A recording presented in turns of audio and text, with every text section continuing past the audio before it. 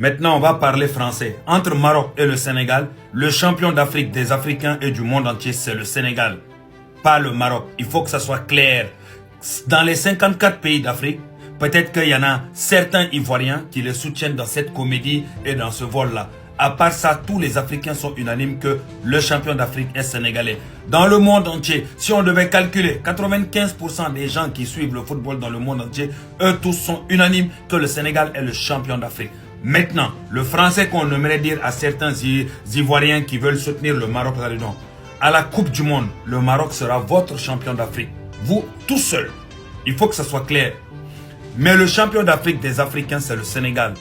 Parce qu'un vrai champion d'Afrique, c'est ce qui doit être montré au monde entier. C'est de ça.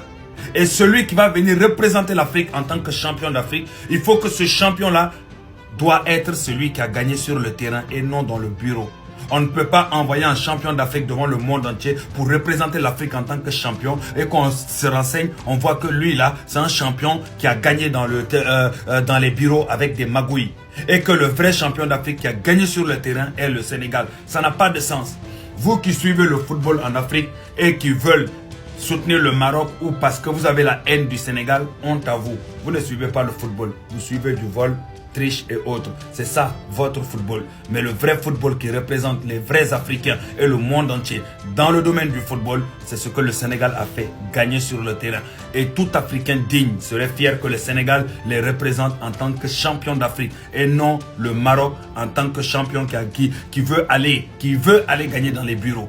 Ça, c'est une honte totale. Vous imaginez le champion d'Afrique des Africains qui va représenter les Africains devant la planète entière. C'est un champion de bureau, pas un champion de terrain. Vous vous rendez compte? Mais imaginez-vous cette fierté. Le Sénégal. Le Sénégal qui représente toute l'Afrique en tant que champion d'Afrique, qui a gagné sur le terrain avec un pub de Pape Gueye qui a été magistral, magnifique, légendaire. Un boulet canon qui restera dans les mémoires à jamais. Voilà un vrai champion d'Afrique qui arrive avec l'aura qu'il faut. Des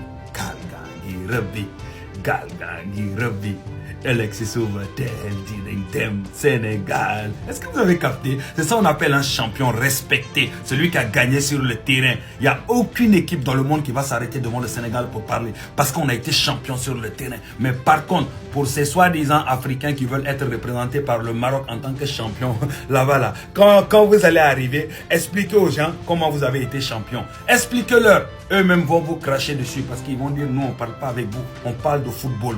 Football, réel football, pas football de magouille dans des bureaux, un vrai champion. Donc, tout Africain qui sent que le Sénégal te représente, soit fier parce que le Sénégal a gagné en tant que champion sur le terrain et non dans le bureau. On se retrouve en live tout de suite pour décortiquer toute la propagande. Vive le Sénégal, vive les champions d'Afrique, 2 fois champions.